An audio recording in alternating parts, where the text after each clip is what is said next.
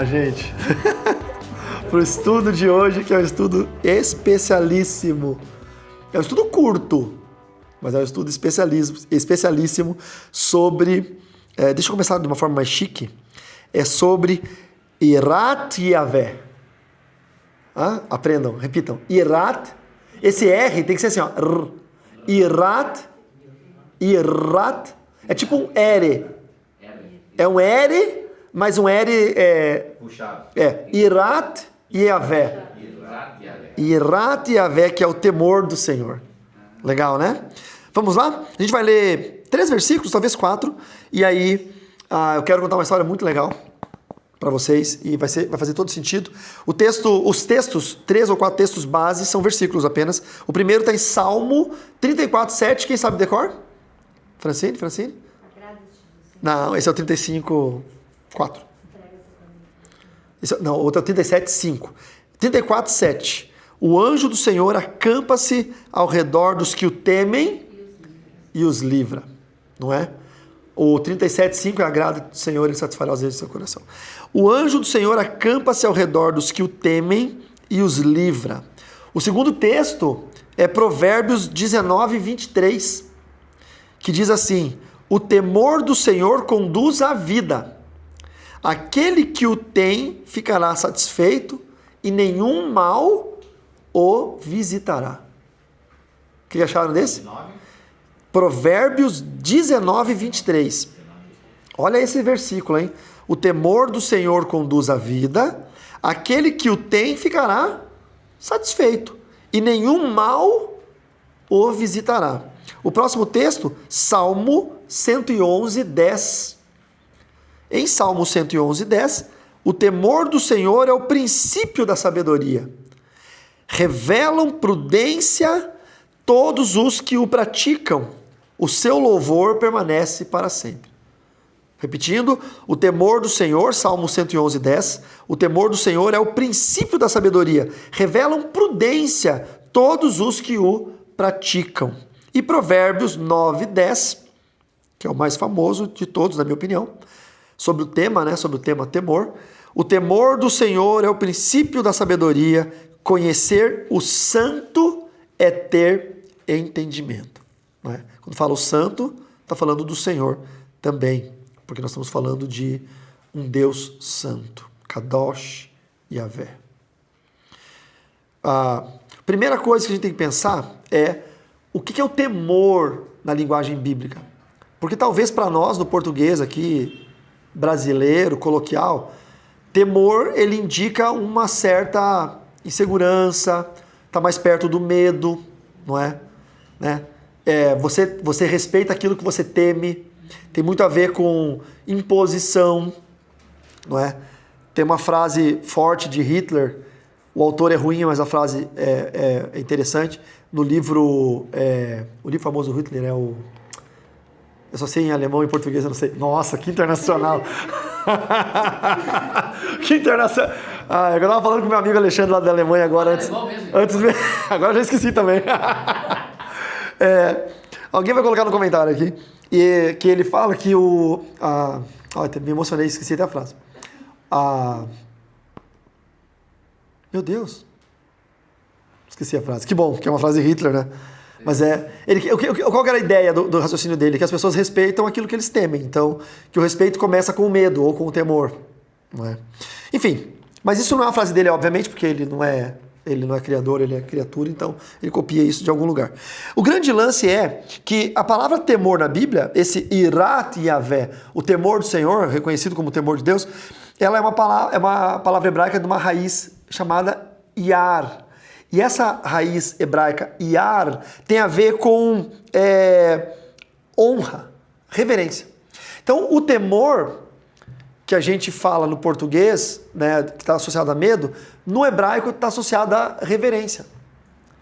Então, quando a gente fala Irat Yavé, é como se fosse uma reverência a Deus por entender quem Deus é.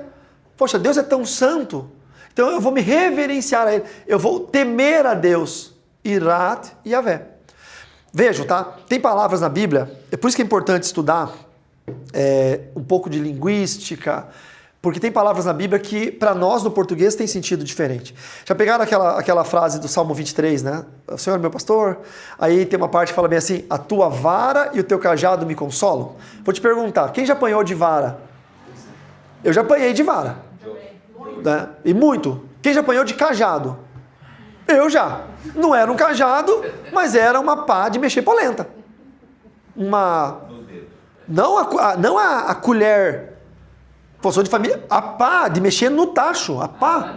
Não. Se for pra apanhar, apanha bem apanhado. Todo bom italiano, você como bom italiano, você nunca apanhou de pá de mexer polenta? Tipo um leme de barco, assim. É um leme de barco. É um caico, que ele diz aqui. Aquele negócio do caiaque. É um remo de caiaque. É um cajado. Aí quando eu leio o Salmo 23, a primeira vez que eu li antes, obviamente, de conhecer o hebraico, eu falei, mas que raio de salmo é esse? É isso aqui, ó. Pá de mexer polenta aqui, ó. Aqui, ó. Ah, exatamente isso aqui. Pronto. Você nunca apanhou, Diego? Chega aí, Diego. Vamos fazer um... Nossa, eu me confortei bastante. Pra quem tá assistindo na internet, o Diego é quem trouxe o estudo sobre o medo aqui, que muita gente comentou, o pessoal gostou demais do estudo. E comentem aqui se vocês querem mais estudo do Diego. E mesmo que vocês não comentem, vai ter mais estudo do Diego, porque é bom demais. Mas, enfim... Quando eu li a primeira vez, assim, ó, as primeiras vezes, aquilo me pegou, porque eu já apanhei de vara, já apanhei de cajado ou de qualquer coisa, e isso não consola ninguém. Aí nós temos dois problemas, porque consolo para nós tem um significado, que na literatura bíblica tem outro significado. Consolo para nós o que é? É a menina que perdeu o namorado, a mãe abraça ela e fala, não, filha, você vai conseguir um menino melhor, vai passar. Isso é consolar, não é? Que nem a Fran, a gente perdeu o Burguinho. Aí ontem, fez um mês que o Burguinho partiu, se a gente fosse católico seria a missa de 30 dias, né? Não tem? O católico faz a missa de corpo presente, é de 7º dia, e acho que tem uma missa de 30 dias também. Ainda bem, economizamos em 3 missas, porque eu sei que tem que pagar para fazer a missa. E tem que ser sócio lá, tem que ser associado. E aí, o que eu fiz? Eu abracei minha esposa e a consolei. Falei, amor, tranquilo, né? Ele tá no céu dos cachorros, sei lá, não tem qualquer coisa. Mas para nós isso é consolo. Mas no hebraico, o que é consolo? É ensino. Que a mesma raiz consolo no hebraico, ela é a mesma raiz consolo no grego. Por isso quando Jesus diz, eu sou rabi, eu sou mestre, um ensinador, preceptor, a tradução mais correta para rabi é preceptor. É o cara que passa o conhecimento. Eu vou para o Pai, mas não vou deixar vocês órfãos. Eu vou enviar um outro Consolador. Vejam que ele não fala, eu vou enviar o Consolador. Ele fala que eu vou enviar outro Consolador. Por quê? Porque ele é o primeiro Consolador. E ele vai enviar um outro Consolador. Mas outro Consolador? Como assim, Espírito Santo? Aí a gente prega errado, né? O Espírito Santo nos consola. O Espírito Santo, ele não tem nada a ver com consolo. O Espírito Santo nos ensina, porque ele é preceptor. Consolo é ensino. Por isso que a tua vara e teu cajado me consolam. Ah, agora fez sentido. A minha mãe falava, o quê? Que você fez de novo? Aí a vara e o cajado me consolavam, me ensinavam. Nunca mais eu fazia aquilo. Aprendi. Como é que era a frase que você disse, Giovanni, antes de começar? Amarrar a vaca, não quer? Rabiar a galinha. Rapiar a galinha. Não, o vento tá forte, chegou a rabiar a galinha. O vento tá forte, chegou a rabiar a galinha no terreno. Linguagens que só tem aqui no sul. Só no Paraná. De Fianco. Enfim, mas vocês entenderam? Agora fez sentido para vocês? Então quando a gente pega temor e traz temor para o nosso entendimento do português coloquial, ele tem um sentido totalmente divergente da linguagem original da Bíblia, do que o texto se propôs. Tá? Quer ver? Vou pegar um outro negócio aqui que é quando Paulo fala, agora vemos como espelho obscuramente. Alguém já se olhou no espelho e viu uma imagem obscura? O espelho você vê em 4K. Como é que em 1 Coríntios 13 diz, quando ele fala o adágio sobre o amor, ainda que eu falasse a língua dos homens e dos anjos, não tivesse amor, nada seria, ainda que eu desse todos os meus bens, ainda que eu desse meu corpo a ser queimado, né? Daí ele fala, hoje vemos obscuramente, nós vemos como em espelho obscuramente. Por quê? Porque na época de Paulo, o espelho era um latão martelado que você via mal e mal uma imagem distorcida. Então a linguagem é muito daquela época.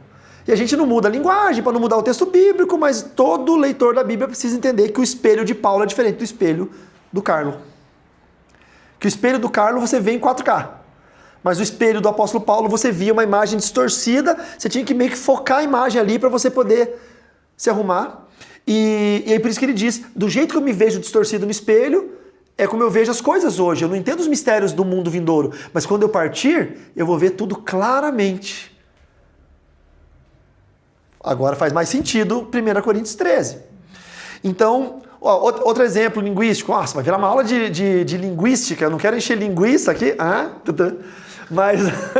Mas, por exemplo, você fala... Sabe como que eu entendia? Como? Esse olhar ali do espelho? Invertido. Não, eu entendia que a visão dele estava turva. Torcida. Pois é, mas o espelho, para nós, o espelho você vê perfeito, né? Mas eu entendi assim que a visão, ele falava que a visão estava turva, não enxergava direito. Entendi. Pode ser, tá bom. Sim. Ele não entendia as coisas do Mas o Espírito Santo te guiou a ter esse entendimento que faz sentido. Eu entendi assim. Mas faz todo sentido. Por exemplo, você pega no Nordeste palavras do português que são diferentes dentro do mesmo país. Você pega no Nordeste, a palavra abusar no Nordeste é uma palavra comum. Tipo assim, você abusou dela. Você brincou com ela, você pegou no pé dela. Mais leve, assim. Agora, vai falar abusar aqui no Sul. Menino abusado. Já tem a ver, lá é menino abusado, Rio de Janeiro pra cima. Moleque abusado, garoto abusado. Aqui pro Sul já tem uma conotação perigosa, criminosa. Mas dentro do país. Então, a gente... Aí, não quero assustar ninguém que está assistindo aqui, nem vocês, tipo, mas então é muito difícil entender a Bíblia. Não, não é. É só quando a gente lê na Bíblia lembrar que ela é um livro eterno, obviamente, mas que a gente tem que entender que, como é um livro, a composição literária foi feita ao longo do tempo. A gente precisa entender o texto de uma forma assim. Então, a palavra temor, não é? Ela vem dessa raiz hebraica yar, que pode significar temer, ok, mas honra, reverência, reconhecimento, tá bom? E aí a Bíblia ela envolve esse tema em pelo menos 4 ideias, e essas 4 ideias são as que eu gostaria que a gente pudesse pensar sobre, ok? A primeira ideia de reverência, a segunda ideia de submissão, a terceira ideia de obediência e a quarta ideia de consciência da santidade de Deus. Eu temo a Deus porque eu tenho consciência de quem Ele é. Na primeira ideia, a reverência, eu entendo que Deus não é um ser comum. Por isso que eu tenho temor a Deus. Eu o reverencio porque, como Ele não é comum, logo Ele não é manipulável, não é negociável. Então o temor a Deus é algo não negociável. O segundo, submissão, não é porque eu apenas admiro Deus, é porque eu me rendo a Deus. E aí eu vou perguntar, nessa aqui eu vou perguntar para vocês. Vocês acham que muita gente teme a Deus? A maioria admira a Deus, mas a minoria se rende a Deus. A minoria se rende a Deus, não é? Eu estou rendido. O maior exemplo de rendição da Bíblia, na minha opinião, é Pedro se afundando no mar depois de caminhar sobre as águas. Isso para mim não sai da minha cabeça que é o maior exemplo de rendição. Por quê? Quando a polícia chega pro marginal na rua e aponta a arma e fala assim, parado, polícia, o que eles falam? Mãos ao alto. E o marginal tem que fazer assim, por quê? Porque ele está num ato de rendição. Ele se rendeu, ele não vai fugir da polícia. Pedro está andando sobre as águas. Quando ele fica com medo e o milagre acaba, aproveitando o estudo do medo que o Diego trouxe para nós, e ele afunda completamente, o que ele deveria fazer? Como bom pescador, criado na beira da praia, filho de pescadores, sabe nadar igual um peixe? Bater os braços e nadar. É o natural, você nem pensa. Toda defesa da vida, ela é automática. Eu fui atleta de taekwondo há muitos anos, eu sou um faixa preta aposentado. Quando a gente treinava a defesa pessoal, a máxima da defesa pessoal é: primeiro você age, depois você pensa por que agiu. Tem que ser tão treinado e tão automático que se a pessoa vai te dar um soco, um golpe, uma facada, facada é difícil, mas assim, primeiro você reage, depois você pensa. Tem que ser automático. Pedro afundou, a primeira coisa que ele faz, salvar minha própria vida. Eu vou bater os braços, vou respirar e vou nadar. O que Pedro fez? Levantou as mãos e disse, mestre, socorre-me. Quem levanta os braços e fica com o corpo reto no meio do mar, no meio de uma tempestade, ele vai afundar igual um peso. Sim. E aí eu consigo interpretar Pedro por essa atitude, dizendo assim, eu cansei de resolver os problemas da minha vida por minhas próprias forças. Eu cansei de fazer tudo do meu jeito. Eu estou diante do Messias. Eu me rendo. Senhor, salva-me. Se o Senhor não me salvar, eu prefiro morrer. Eu prefiro morrer do que fazer de novo as coisas com as minhas próprias forças. Lembra de Moisés falando? Ah, não, Senhor, se não for para o Senhor ir com a gente, nem me faça sair daqui. Pedro falando, se não for para o Senhor me salvar, eu prefiro morrer. Terceiro, a obediência, o temor verdadeiro, ele não fica apenas no sentimento, ele se transforma em prática. Então, se eu temo a Deus, eu preciso provar de forma natural o meu temor através da obediência. Não, eu temo a Deus, eu temo a Deus, eu temo a Deus. Chega na hora, desobedece. E aqui eu tenho um exemplo, para nunca mais vocês esquecerem. Adão e Eva. Quem temia e quem não temia? Na opinião de vocês. Já vou revelar o segredo. E o quarto, a consciência da santidade. Eu vivo sabendo que Deus vê, pesa, julga, corrige, perdoa, governa. Eu sei que Deus é onipresente, onipotente, onisciente, presciente. Por isso eu temo ao Senhor, porque não tem algum lugar que eu possa me esconder do Senhor. O salmista disse assim, Davi dizendo, de onde eu me esconderei do Senhor? Se eu for para o mais profundo abismo, o Senhor está lá. Se eu subir no mais alto monte, o Senhor está lá. Eu não sei se Davi tinha consciência do Monte Everest, com certeza não se chamava Everest ainda, mas eu não sei se ele tinha consciência que existia aquela montanha específica, mais alta, mas imagine que ele fala, se eu descer a Fossa das Marianas, lá perto do Japão, que é o lugar mais fundo da crosta terrestre, está quase 14 mil quilômetros para baixo do leito do mar, enfim, lá, o Senhor está lá. Se eu subir no topo do Everest, o Senhor está lá também. Como que eu vou me esconder? Eu temo a Deus porque eu não consigo fugir de Deus. Eu não consigo me esconder de Deus. Eu posso virar um personagem, mas Deus não está vendo o personagem, Deus está vendo o ator. Eu posso botar uma máscara, mas Deus não está vendo a minha máscara, Deus está vendo o meu rosto. Então, eu temo a Deus porque eu sei quem Deus é. E a maioria dos pecadores, ou a maioria dos crentes, preciso de um adjetivo não ofensivo, dos meia boca, dos bola murcha, dessa crentanhada, entendeu? A crentanhada, a maioria, eles querem esquecer que Deus é onipotente, onipresente, onisciente, presciente. Por quê? Porque em dados e vários momentos do dia, eles precisam que Deus não esteja vendo, porque eles estão cometendo pecado. Só que Deus está vendo, então o que eles fazem? Conforto psicológico. Eu esqueço que Deus é onisciente. Eu esqueço que Deus é presciente. Conforto psicológico. Foi feito um experimento científico na Inglaterra, extremamente interessante. Tá?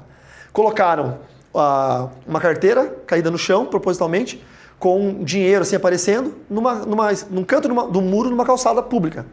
E filmando, a primeira pessoa que passou, olhou, pegou e foi embora. Fizeram isso de novo, pegaram, fizeram, e um cronômetro marcando quanto tempo demorava. Aí o que eles fizeram? Colocaram de novo, mas em cima da carteira, colocaram um cartaz com uma foto de um policial inglês olhando severamente para a pessoa. Ninguém pegou a carteira, é só um cartaz. Que baita experimento científico. Ninguém pegou a carteira. Por quê? Porque a ideia de que tem alguém me olhando me impede de eu ser quem eu sou de verdade. A ocasião não faz o ladrão, a ocasião revela o ladrão. O pecador é pecador. Eu sou pecador. Mas sabe por que eu não peco?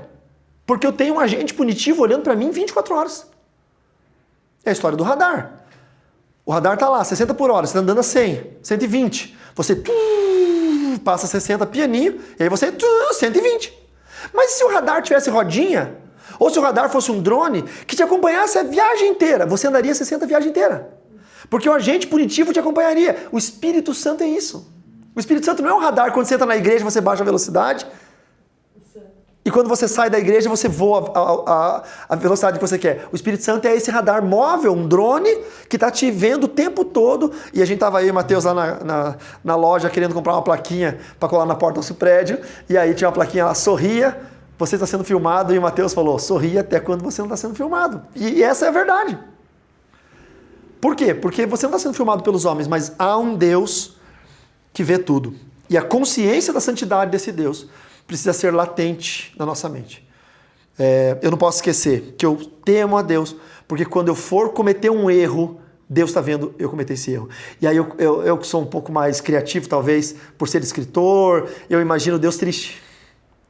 Se eu vou pecar, eu falo assim, eu imagino Jesus olhando para mim assim, falando assim, putz, cara, tu não sabe como que doeu aqueles tapas na cara que eu tomei por você na cruz. Você não aguentaria um.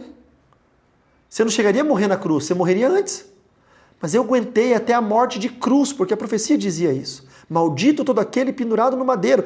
Eu suportei a morte, eu quis entregar os pontos no Getsemane, eu quis entregar os pontos antes. Eu estava quase morrendo, eu respirava fundo, eu me concentrava. Sabe por que eu não falei nada para aquele povo? Porque se eu falasse, eu fulminava eles com uma palavra. Eu fiquei quieto, porque Isaías disse, como ovelha muda foi levado ao seu matador e não abriu a boca diante dos seus tosqueadores. Eu fiz isso por você, e agora você está fazendo isso. Quando eu penso dessa forma, eu entendo de fato o que é temor de Deus, o que é Irat Yavé. Vamos lá, Adão e Eva. Adão e Eva. Quem foi feito primeiro? Adão, né? Todo mundo concorda? Mas parece que foi Eva. Eva que manda na parada. Toda mulher é assim. Se achou. Eva é terrível. Mas Adão recebeu um negócio de Deus que Eva não recebeu. Adão recebeu a lei. Porque se vocês vão ler o texto, vocês vão lembrar que Deus fez Adão e Deus ensinou todas as coisas para Adão. Depois que Deus treinou Adão, ensinou tudo para Adão, Deus viu que Adão estava triste. Deu um sono em Adão, tirou a costela, fez Eva, coisa linda. E aí agora Adão tem uma responsabilidade. Qual é a responsabilidade de Adão? Ensinar a mulher. Ensinar a mulher. Ensinar a mulher. Tá? Sabe quem é Adão? Sabe quem é Adão? Adão sou eu, que servia Satanás, que viu com os próprios olhos demônios, sacrifícios, rituais, que viu a desgraça humana, e um dia conheceu Jesus e falou, meu Deus, por que eu estou vivendo dessa forma? Eu acabei de ver o Salvador e tive que abandonar com 19 anos de idade uma vida. Acordar no outro dia sem dinheiro, sem família, sem amigos. Com 19 anos descobri que Jesus Cristo tinha ressuscitado, o que qualquer criança católica sabe com 2 anos de idade. Com 19 eu tive que aprender isso, eu tive que tomar uma decisão na minha vida e caminhar com Deus. Então hoje você pede para mim assim, quanto você quer para desviar? Não quero nada. Qualquer pessoa, faça qualquer proposta, não me ganha, não tem jeito. Eu vi Deus. Eu vi o inferno, eu vi Deus. Eu lutei pela minha conversão. Eu sei quanto custa a minha salvação. Eu sei quanto custa a minha conversão. Sabe quem é Eva? Os nossos filhos. Que não tiveram essa experiência de pagar caro pela salvação, mas aprenderam de nós. Nós falamos para Eva, nós falamos para os nossos filhos, olha, Deus falou comigo que é assim, ó. Isso aqui é pecado. Mas como é que você sabe? Porque Deus falou. Não, mas eu estou ouvindo de você, eu não estou ouvindo de Deus. Quem que a serpente atacou? Adão ou Eva? Sabe por que a serpente atacou Eva? Porque a mulher é mais fraca. Não. Porque a mulher não teve uma experiência real com Deus. Quem teve foi Adão. Todo dia, no viração do dia, Adão ia falar com Deus. Adão andava de braço dado com Deus. Adão tinha uma experiência com Deus. E a Eva tinha uma experiência com o homem. Adão... Façamos o homem segundo a nossa imagem e semelhança. Tá? Os hebraicistas vão dizer, tudo bem, só que a palavra Ad-Hadan é usada no texto do Gênesis, tanto para falar homem quanto para falar mulher. Tá? Então, Ad-Hadan está mais traduzido como terrenos, porque terra é Adamar, tá? Então, Adão é o que veio da terra, é o terráqueo, o terreno, o terrestre, o morador da terra. Então, quando Deus fala Adão, na Bíblia, está falando tanto o homem quanto a mulher. Porém, quando se trata de gênero, Deus fez o homem segundo sua imagem e semelhança e Deus fez a mulher auxiliadora e idônea. Veja, Deus fala, façamos o homem nossa imagem e semelhança. E Adão fala, essa é osso dos meus ossos, carne da minha carne. Chamará o homem ela varoa, porquanto do varão foi concebida. Então a mulher foi feita naquele momento, eu não estou aqui minorizando, diminuindo ninguém, mas a mulher foi feita naquele momento para seguir as leis de Deus através do comando do seu marido. Por isso que o próprio apóstolo Paulo diz que o homem foi feito primeiro, depois a mulher, que o homem tem que amar a mulher e morrer por ela como Cristo morreu pela igreja, e a mulher tem que ser submissa ao seu marido como Eva. Veja, submissão. A gente viu aqui, temor também é submissão. Então por que Eva foi atacada pela serpente? Porque Eva, ela ouvia a lei de Deus através do marido.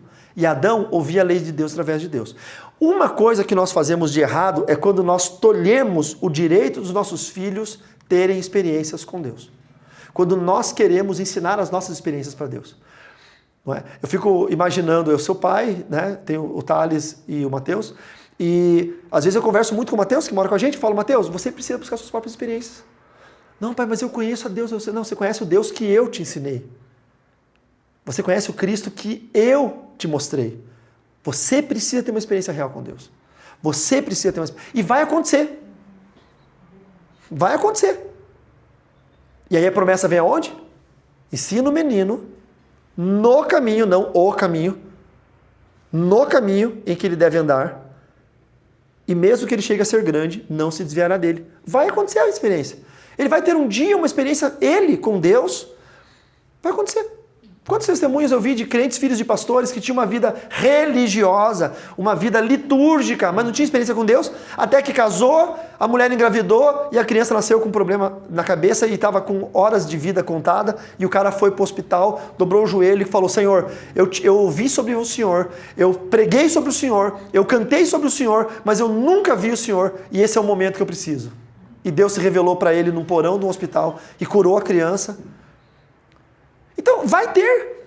Como vai ser isso? Eu não sei. Eu quero que seja bom, agradável, não traumático e blá, blá, blá.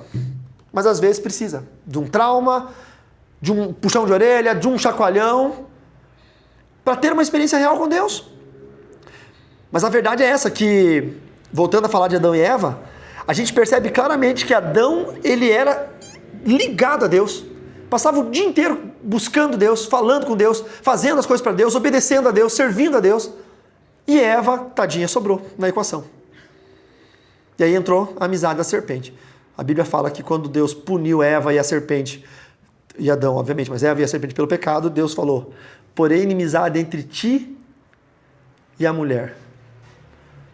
Porém inimizade entre ti e a serpente. Ou seja, as duas tinham inimizade, tinham amizade. Deus não põe algo que antes não houve.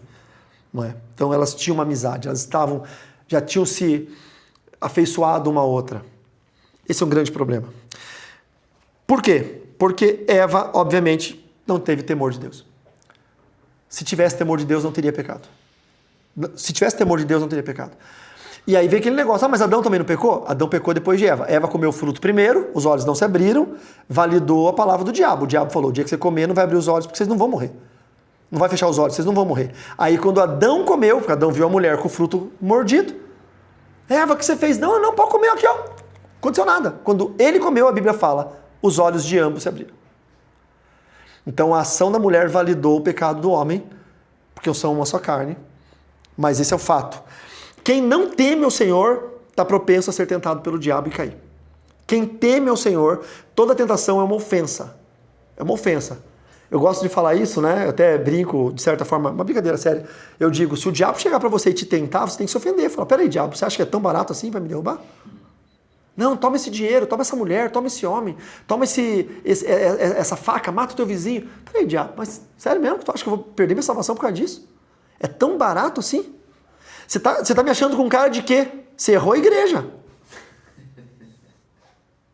Você entendeu? Você errou a igreja. Tem umas igrejas aí que tu chega com um migalho, o cara cai. Mas eu não. Eu sou aquele tal do crente raiz. O temor, ele é tão importante para nós que quando Isaías fala sobre Jesus, ele começa a falar sobre a raiz de Jessé. Abre aí sua Bíblia, Isaías 11, verso 1. Isso aqui é bem importante para nós. Tá fazendo sentido? Bem. Vocês estão seguindo a minha linha de raciocínio? Estão conseguindo acompanhar? Sim, bem. Tá fácil, não tá? Tá. Isaías? 11, 1. Mas eu estava pensando, Diga, Cláudia. mas um pouco de culpa ele teve também, por não ter passado tudo Tu tá aquilo. querendo passar a culpa pra nós. Para Adão? Mas o que você acha que faltou para Adão ensinar Eva? Diálogo, Eu acho que eu comunicação, Amor. clareza. se ele tivesse me passado tudo Ela aquilo só passeando mesmo, no jardim. Ele só cara. ficava E ele dando Não tinha uma. tempo pra ela. por Deus, Não tinha tempo pra ela. ela ia sentir também. Não. Eu não quero. e contra o teu pensamento, mas você está errado. Porque experiência pessoal, já diz o nome, é pessoal. Adão podia falar tudo o que ele sentia para Eva, não muda ela. Imagine você alguém que você ama muito, que você quer que se converta. Quantas vezes você falou do teu amor por Jesus e a pessoa não se converteu? Ele não sentiu o que você sente. Sensação e sentimento, apesar de serem coisas diferentes, sensação é de fora para dentro, sentimento de dentro para fora. Mas o que a gente sente é muito pessoal, porque está ligado à sua vivência, à forma que você se converteu. Tá muito. Deus usou uma ferramenta específica para te ganhar, porque você é um ser único. E Deus usou uma outra ferramenta específica para ganhar o Giovanni, porque ele é um ser único. E, a mesma ferramenta, a mesma chave não abre duas portas. Então Adão pode ter passado tudo que ele sabia de Deus para Eva. Dependia ainda de ela querer conhecer Deus, ou ela querer ter aquilo que Adão tinha. É bem diferente. Se fosse simples assim, a gente ganhava todo mundo para Jesus, com o nosso amor. Ela sobrou na equação. Ela sobrou. A letra T na forma de Bhaskara. Isso aí, exatamente. Ela sobrou porque ficou Adão e Deus, Adão e Deus, Adão e Deus, e eu concordo que Adão deixou ela meio de lado. Eu não vou tirar a culpa de Adão. Não houve diálogo. E não houve diálogo, não houve acolhimento. Quem não dá assistência abre concorrência. Ele queria conversar e ele só queria ficar carpinho. É verdade. Dando nome pra bicho. Os bichos ali pescando. Mas não vamos arrancar mato. É isso aí. Eu me sinto muito Adão de vez em quando, que eu fico o dia inteiro preparando estudo, preparando coisa. A Fran chega da clínica, eu falo, Fran, deixa eu te falar o que eu fiz. Ela não quer saber. Imagina Adão chegando, falando, tá vendo aquele bicho laranjado? Eu dei o nome de girafa. E Eva fala, o que eu quero saber? Nome de bicho. Quero passear no jardim. Eu quero ir pro shopping. Jardim botânico. Eu quero ir pro shopping. E Adão fala, não inventamos shopping ainda. Aí a gente tem que pensar sobre isso. Tá, vamos fazer um estudo só sobre Adão e Eva, então. Vamos lá.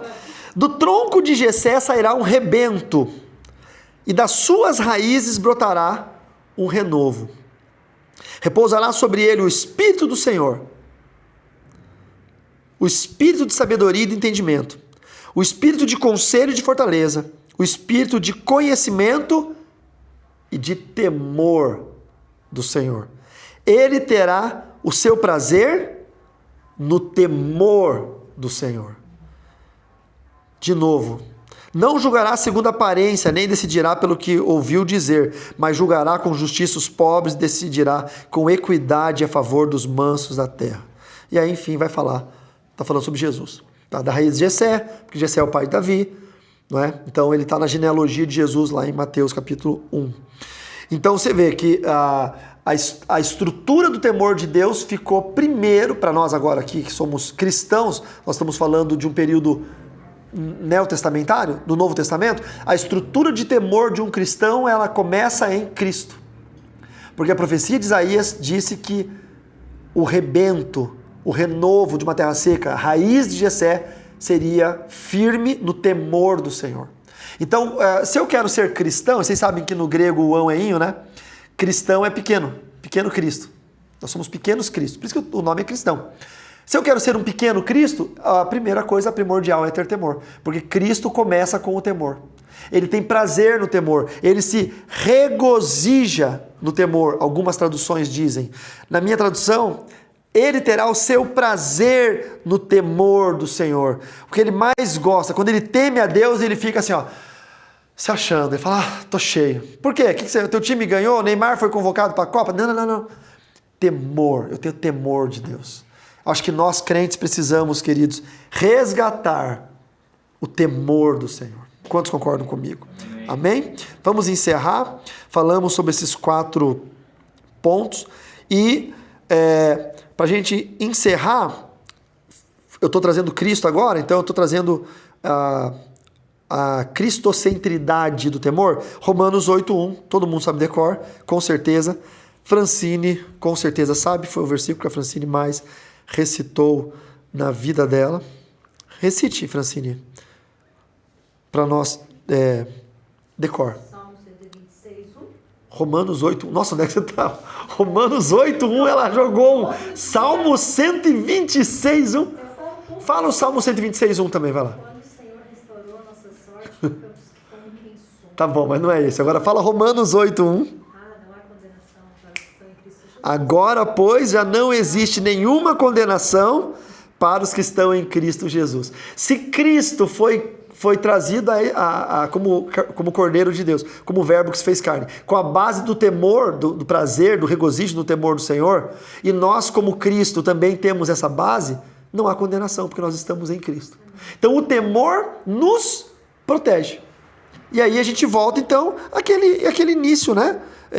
O temor do Senhor nos livra, Salmo 34:7, o anjo do Senhor acampa-se ao redor daqueles que o temem, não daqueles que gostam de Deus. O temor do Senhor nos conduz, Provérbios 19:23, o temor do Senhor conduz à vida. E o temor do Senhor nos dá sabedoria, o temor, Salmo 111:10 ou Provérbios 9:10, o temor do Senhor é o princípio da sabedoria. Irmãos, quem teme ao Senhor é guardado, conduzido, aprende a viver, é protegido, encontra sabedoria, não brinca com o pecado, não desgraça a vida dos outros, cumpre o que promete, não prega heresia, e é isso. Que Deus abençoe a sua vida em nome de Jesus. Yerhat Yahvé. O Giovanni, ele é poliglota. Eu queria ter um filho assim. Um anotou inteira a mensagem aqui que eu tô vendo, o outro falando hebraico. Meu, esses alunos estão muito aplicados. Aqui é um aplicado. Vou te ensinar a escrever na ideogramia hebraica, Giovanni. Vamos melhorar isso aí. Vou te ensinar a escrever na ideogramia hebraica. Aí vai ficar bonito. De trás pra frente. Vocês estão demais, vocês estão demais. A Francine tava... A Fran tava aqui concordando. A Fran tava bem assim, ó. A Fran vai falar decor, Romanos 8:1, ela. O Senhor restaurou a sorte. Salmo 120, quem? Misericórdia. Eu preciso me curar desse TDAH. Calma que vai chegar quinta-feira. Tá feio o negócio. Quinta-feira. Eu vou resolver o problema da minha mulher. Eu fiquei pensando agora se a parte... Eu posso orar para encerrar aqui o culto? Obrigado. Lá em casa tem 2 TDAH, o Matheus e Fran. Só que o Matheus e a Fran tem o TD, os dois, que é o transtorno. Você já não ia encerrar? Mas eu quero falar de vocês. O transtorno e o déficit, né? E aí a Fran, Pegou a gata. o A, bem grande, que é a atenção, e o Matheus é o H, que é a hiperatividade. Não, a Fran é a hiperatividade e o Matheus é a atenção. Eu tenho ali um superativo e outro super atencioso. Eu bastante lá na empresa também. Meu Deus do céu. O TD 52, a TDA, que é o purgador termodinâmico. Vamos orar. Senhor, o que nós mais queremos através desse estudo de hoje é termos temor do Senhor. Nós queremos entender disso, nós queremos lembrar que o temor nos protege, nos livra, o temor nos conduz à vida, que o temor nos traz sabedoria, que o temor nos faz ser cristocêntricos e nos livra da condenação. Senhor, que o temor do Senhor esteja nos nossos corações. Que essa palavra possa fazer morada em nós e possa nos trazer à memória tudo aquilo que nós temos agido sem temor, para que nós possamos consertar a rota e voltar ao caminho do Senhor. Ajuda-nos a ter temor. Que o nosso testemunho público de fé seja o temor do Senhor todos os dias, em nome de Jesus.